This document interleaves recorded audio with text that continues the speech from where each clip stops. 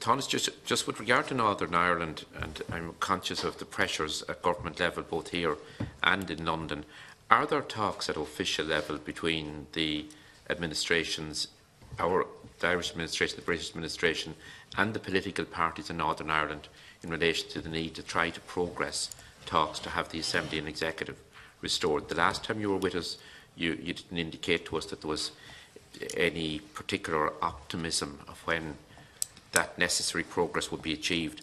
Just with regard to the Reconciliation Fund, for relatively small money, it has been very successful over the years. Different officials in your department have done a great job working with communities right throughout Northern Ireland and in the border counties as well, and they did exceptionally good work and still do. But that programme is beneficial. But if we don't deal with the legacy issues, there is still so much hurt and anxiety. And you know, the way many of the atrocities, it's decades since they were committed. Families who have not got the truth, who have not seen justice, they're getting older, they fear that their lifetime will be ended before they get the truth in regard to how they lost a loved one, a family member. I know for myself, from dealing with Monaghan and Dublin families, victims of the Monaghan and Dublin bombings, Belturbet, other ones in the border area as well.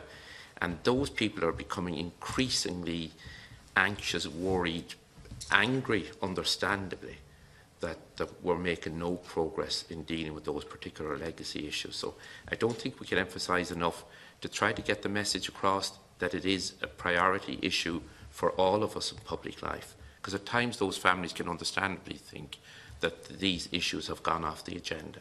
I think it's very important that we send out the message as an Oireachtas, and you do it as a government as well, that we continue to pursue with the British government, the Northern Ireland authorities as well. Because far too often people can say to me, we know who committed that crime, we know who murdered that person, but that person has never been brought to justice, unfortunately. So I think of the legacy issues, and I know the framework is there in the Stormont House Agreement and the Fresh Start Agreement to make progress in that respect.